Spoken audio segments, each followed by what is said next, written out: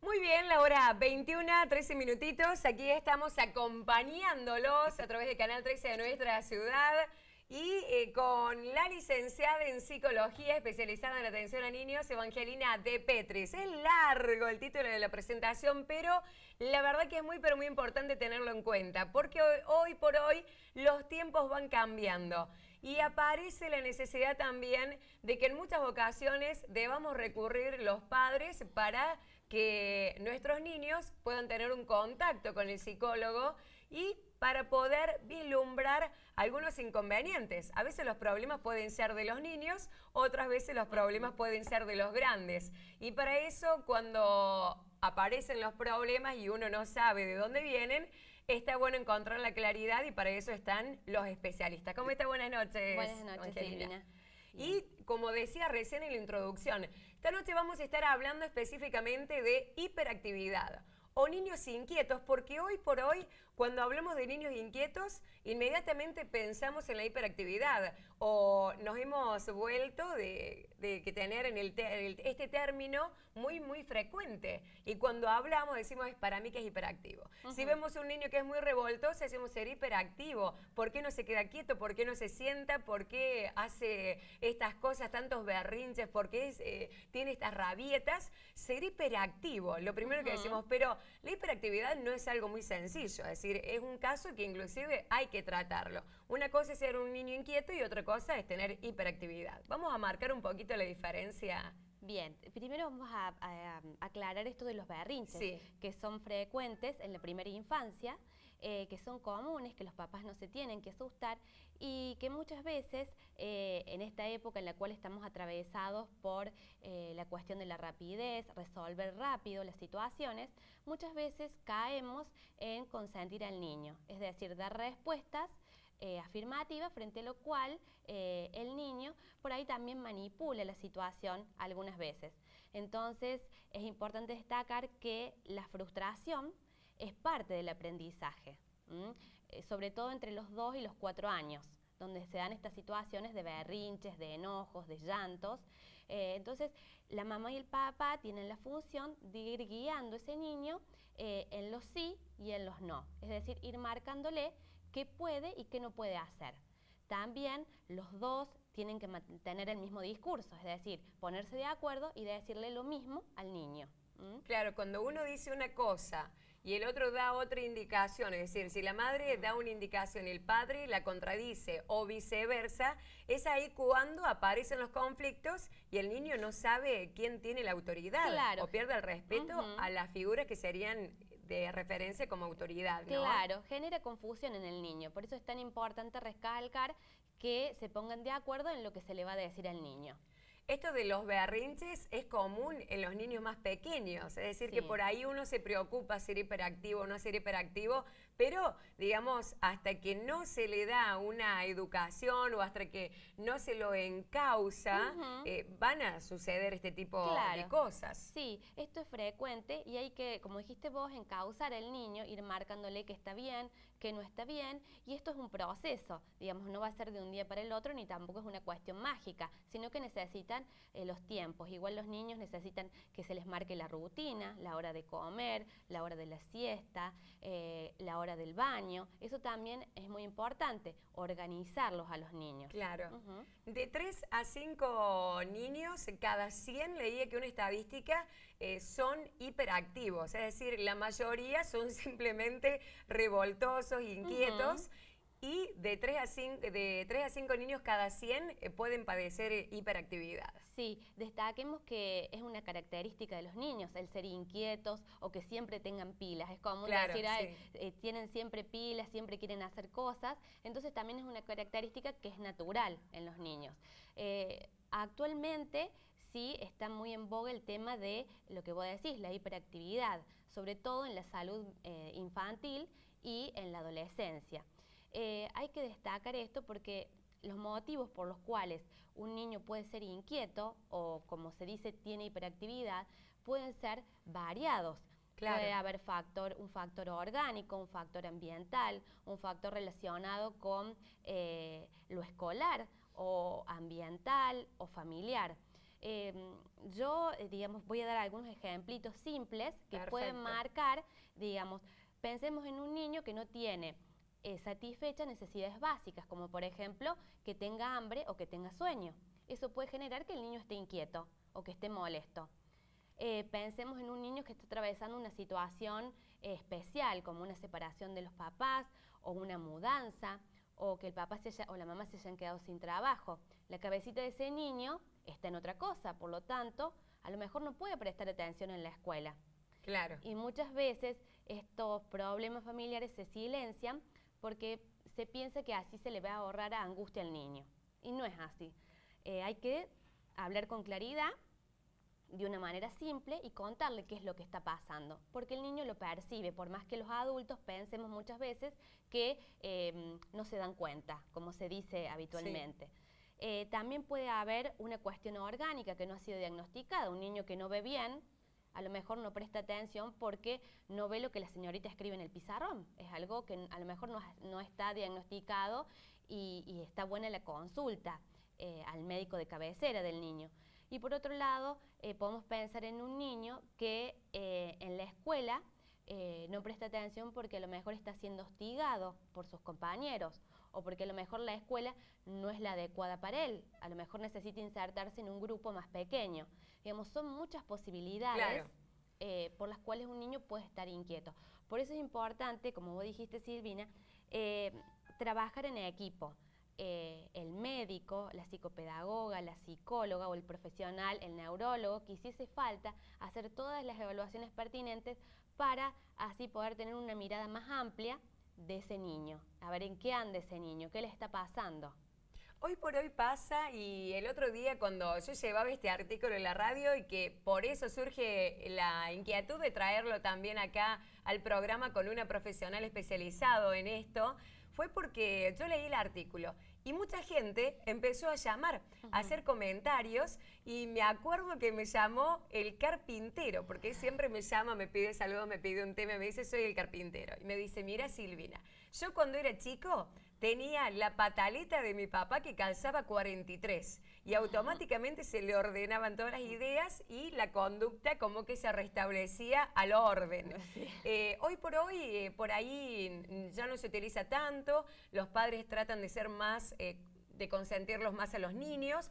Otra cosa que también ha cambiado, esto que decíamos recién, el sistema social que ha permitido la inserción de la mujer, que la mujer esté varias horas fuera de su casa, que a lo mejor no esté tantas horas con su hijo como antes, el sentimiento de culpa que puede aparecer, y que por ahí decir, bueno, ya que no estuve, cuando estoy le dejo hacer lo que él me pide, o ya que no estuve le compro lo que él quiere, y esto puede ir generando alguna contraindicación o estos problemas de que a lo mejor al principio no se notan, pero con el correr del tiempo empiezan a vislumbrarse, ¿no? De que llega un momento en que mandan más los niños que los padres.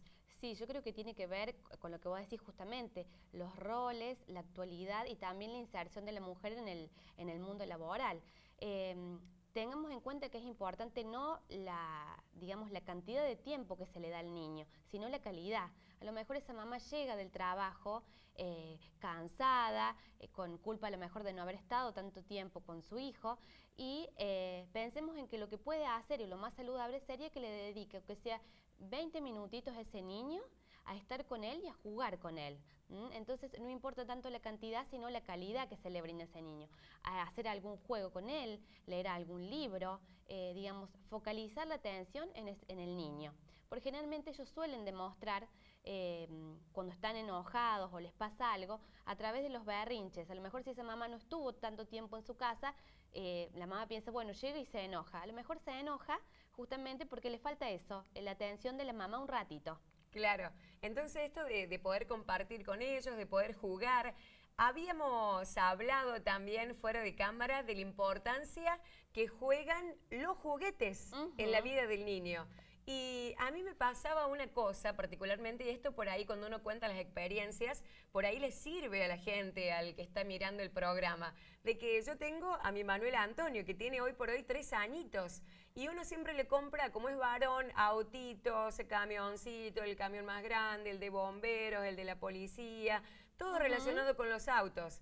Y yo digo, no juega, a lo mejor no tiene mucha edad para entretenerse con eso, y a lo mejor con juegos didácticos se entretiene mucho más, porque por ejemplo, al hacer este pasaje de ese tipo de juguetes a este otro tipo de juguetes que son más didácticos, de los que se utilizan tal vez en el colegio, como los rastri, como dominó, como cosas que ellos pueden establecer relación, dibujos, los va concentrando un poco más y se quedan más sentados, permanecen más horas concentrados en algo.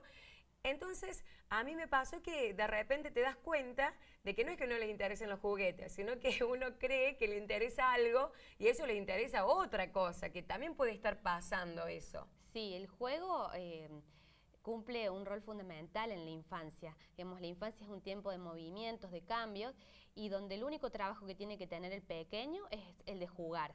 Entonces, no importa que sean juguetes, muchos juguetes ni muy caros, sino que tenga cosas simples a mano. Por ejemplo, hojas de papel, fibrones, masas, lápices de colores, los rasti para armar, o por ahí en las casas siempre hay cajitas de productos de cartón, cintas, muñecos, autitos, como dijiste vos, todas cosas que puedan estimular la imaginación de ese niño para así, digamos, favorecer el buen desarrollo del pequeño. Y en estos casos es importante hacer la consulta. Es importante cuando los padres están preocupados, que no saben qué hacer, buscar el asesoramiento, buscar una guía, porque tal vez concentrados en el problema y no pueden orientar a su hijo, la mirada de un profesional o a lo mejor de alguien de la familia, alguien que mira de afuera, una persona más experimentada, puede que los pueda guiar. Sí, generalmente los papás consultan o bien derivados por una institución escolar o bien por motivación propia. Es decir, hay algo que se sale de lo esperable, hay algo que llama la atención, ya sea en la escuela o en algún contexto donde el niño está. Entonces, los papás buscan una solución para esto que ocurre. Generalmente, nosotros trabajamos con los psicólogos de niños, trabajamos a través de la hora de juego. Es decir, el niño va al consultorio y juega con diferentes juguetes que nosotros tenemos, y a través de la observación de la conducta se vislumbra qué es lo que le está pasando a ese niño, en qué andará ese niño. Claro. Entonces, recalco de nuevo, teniendo la mirada del psicólogo, del médico, del neurólogo, del psicopedagogo, se tiene una mirada amplia y se ve en dónde anda ese niño. Yo voy a decir una cosa de que indagando sobre este tema, de leyendo sobre rabietas, pataletas, de hiperactividad, de leyendo de por qué es tan difícil a lo mejor orientar a los hijos, un montón de notas, y aparece la figura de la abuela y del abuelo. Unas figuras que son realmente determinantes en la conducta de los niños. Yo te contaba recién una anécdota del primer día de clases de mi hijo, de la salita de 3, que era, nos tenemos que presentar las mamás sin nuestros niños. Las mamás nos presentamos y una le va contando a la otra y después la otra va contando lo que le contaron en público. Y me acuerdo que la mamá de una de las compañeritas de mi hijo me relataba que tenía una nena muy, pero muy ordenada, que era realmente muy responsable, inclusive con 3 añitos solamente, y que era muy obediente. Pero cuando iba a la casa de la abuela y después volvía, era otra, porque cambiaba la conducta. Es decir, el rol de los abuelos también influye en la conducta del niño, que son los especialistas en malcriarlos. Todo lo que no le dieron a los hijos se lo dan, sí, o todo lo que no le permitieron a los hijos se lo permiten a los nietos. Sí. Eso culturalmente es así. Es así. Se da siempre. Sí, hay excepciones. Yo creo que una de las funciones justamente de los abuelos es, como vos dijiste, dar un poquito más, malcriar un poquito a los nietos. Digamos, está bueno, pero también es importante marcar y que los abuelos también puedan poner límites en la casa, cuando va el pequeño a la casa. Claro. Que también en ese ámbito sepa qué es lo que está bien y qué es lo que no está bien. si bien lo pueden consentir, malcriar, también frustrarlo un poquito a ese niño. Yo leí en algunos artículos, y te lo comentaba también, Evangelina, de la importancia de la frustración, porque los especialistas, tanto sean psicopedagogos o psicólogos especializados como vos digamos, en atender a los niños, remarcan esto, no dicen poner límites. La frustración, porque lo mejor en ese momento es decir un no. Y hoy por hoy cuesta mucho decir que no, es todo que sí. Llega el momento en que los hijos terminan mandando a los padres. Sí, justamente, digamos, no vamos a hablar ni de autoritarismo ni nada por el estilo, sino simplemente que a ese niño hay que hacerle tope o hay que hacer un borde para que algo no se sobresalga. Y que también hay que distinguir el niño que transgrede un límite del niño que lo está construyendo. Claro. Es decir, de a poquito los papás van a ir marcando qué es lo adecuado y qué no es lo adecuado, y eso le va a permitir al pequeño armar las coordenadas, a ver qué es lo que puedo hacer y qué es lo que no puedo hacer, de a poquito. Entonces, el niño, cuando se le pone un límite, se va a quedar tranquilo, porque va a saber que hay alguien atrás que lo está cuidando, lo está protegiendo y también afectivamente lo está conteniendo. Distinto es cuando esto no pasa. Sí. Entonces el niño queda con ese displacer que lo canaliza a través del llanto, del berrinche, del distraimiento, y esto llama la atención del contexto en el cual está inserto. La frustración, decíamos que es lo que nosotros llamamos poner límites o decirle lo que no está bien, decirle que no. Es muy importante en los primeros años del niño, porque si no, a futuro van a tener serios problemas, como por ejemplo de frustraciones en donde van a sentir que en la vida, que todos le digan que sí. Y lamentablemente en la vida hay cosas que se dan y otras que no. Y si es un niño muy consentido, a partir de la adolescencia, que es una etapa de cambios, de crisis, de rupturas, es ahí cuando empieza a sufrirlo muchísimo más, porque puede haber hasta inclusive problemas de decaimiento, de depresiones. Es como que la importancia de la frustración de pequeño para evitar los problemas tal vez de la adolescencia y futuros. Sí, es un aprendizaje a futuro. Es decir, un niño que se le marque el límite o que se le marca cuáles son las pautas para vivir en sociedad o las normas que tenemos, a futuro, lo que vos decís, va a ser un adolescente sano, va a aceptar cuando se le dice que no, o va a saber distinguir por qué camino ir, que es el correcto, digamos, el que está bien, el de las conductas sociales buenas. Para ir cerrando ya con esta nota, Evangelina, ¿qué consejos le das a la gente que está mirando y que a lo mejor está preocupada por alguna situación de estas que estamos hablando? Y que está también en su casa con la duda, ¿es mi hijo hiperactivo? ¿No lo es? ¿Realmente qué debemos cambiar nosotros como familia? O se miran y dicen, a mí me está pasando tal cosa, tengo que cambiar con mi hijo, lo tengo como muy consentido, o tal vez estoy, digamos, reprimiéndole en muchas actitudes, que a veces pasar de un extremo al otro tampoco es bueno. Entonces, ¿qué consejo le darías en términos generales como para ir cerrando esta nota y para concluir este tema de la hiperactividad o el niño inquieto? Bien, lo primordial es cuando hay algún berrinche quedarse tranquilos y tratar de contener al niño. Y luego sí hablar del comportamiento, por qué ocurrió. Pero no mostrarse ni nerviosos ni violentos, sino esperar que el berrinche pase y luego hablar con el niño. Los niños imitan mucho las conductas que observan en los adultos, entonces si ven a un papá o una mamá que por cualquier eventualidad se ponen nerviosos o gritan, es muy probable que el niño frente a algo que ocurra haga lo mismo. Entonces evaluar esto, cómo es evaluarnos nosotros, cómo somos como adultos, ¿no? Porque hay un pequeño que nos está mirando. Claro. Por otro lado, la importancia del juego que dijimos recién, que tengan juguetes a mano y que hagan la consulta al profesional de confianza que tengan, al médico de cabecera, en este caso estamos hablando de niños, porque los médicos detectan o si hay algo puntual sobre lo cual se puede trabajar o puede intervenir algún otro profesional. La primera consulta es con los papás y después si se observa alguna modificación, algún cambio o si no se produce, luego ya se empieza a trabajar con los niños. Claro, primeramente es conveniente hacer una reunión con los papás, a ver qué es lo que está pasando y de acuerdo a eso se ve cómo se continúa trabajando. Cuando el niño no presenta cambios, es ahí cuando ya se empieza a convocar a otros profesionales también para ya entrar con otro tipo de estudios. Claro. A lo mejor neurológicos, sí, los que hicieran falta, sí. Sí. Esto de la hiperactividad es un problema de atención, es decir, el niño se distrae. Está inquieto, está distraído o puede tener mucho movimiento. Un niño que está siempre en movimiento, no para, o por ejemplo, no juega. A lo mejor toma un juguete y lo deja, toma otro y lo deja. Estas son características que se pueden ver.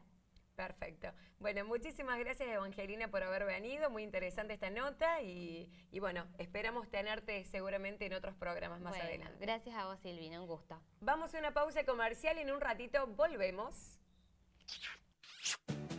Splash, splash, fez o beijo que eu dei.